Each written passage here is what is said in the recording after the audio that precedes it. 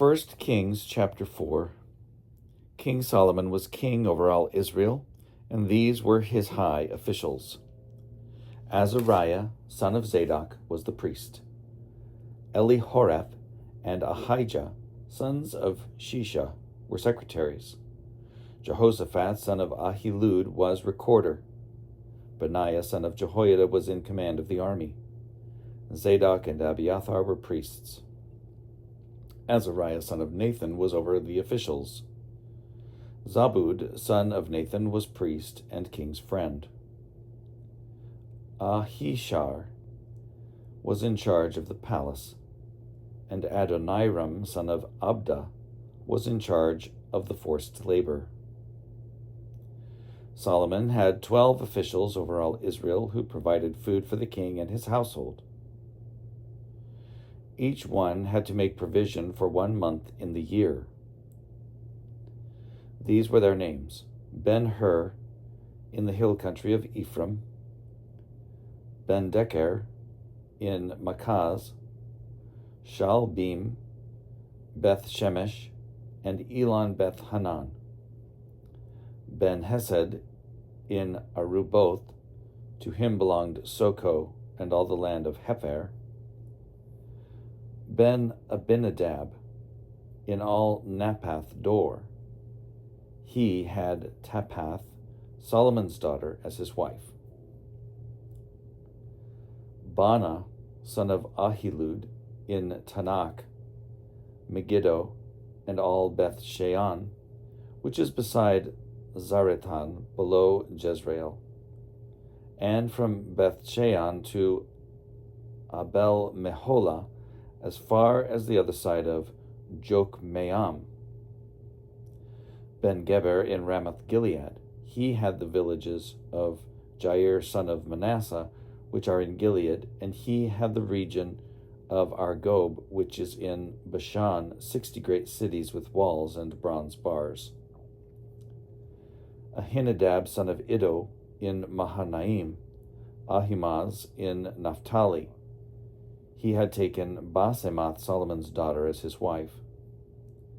Bana, son of Hushai, in Asher, and Baaloth. Jehoshaphat, son of Paruah, in Issachar.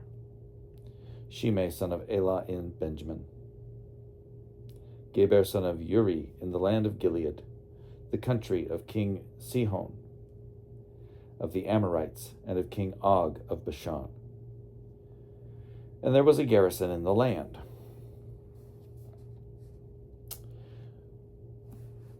Judah and Israel were as numerous as the sand by the sea. They ate and drank and were happy. Solomon was sovereign over all the kingdoms, from the Euphrates to the land of the Philistines, even to the border of Egypt. They brought tribute and served Solomon all the days of his life. Solomon's provision for 1 day was 30 cores of choice flour and 60 cores of meal, 10 fat oxen and 20 pasture-fed cattle, 100 sheep, besides deer, gazelles, roebucks, and fatted fowl. For he had dominion over all the region west of the Euphrates, and he had peace on all sides. During Solomon's lifetime, Judah and Israel lived in safety, from Dan even to Beersheba, all of them under their vines and fig trees. Solomon also had 40,000 stalls of horses for his chariots and 12,000 horsemen. Those officials supplied provisions for King Solomon and for all who came to King Solomon's table, each one in his month. They let nothing be lacking. They also brought to the required place barley and straw for the horses and swift steeds, each according to his charge. God gave Solomon very great wisdom, discernment, and breadth of understanding, as vast as the sand on the seashore, so that Solomon's wisdom surpassed the wisdom of all the people of the east and all the wisdom of Egypt. He was wiser than anyone else, wiser than Ethan the Ezrahite, and Haman, Calcol, and Darda, children of Mehol. His fame spread throughout all the surrounding nations. He composed 3,000 proverbs, and his songs numbered 1,005. He would speak of trees, from the cedar that is in the Lebanon to the hyssop that grows in the wall. He would speak of animals and birds and reptiles and fish.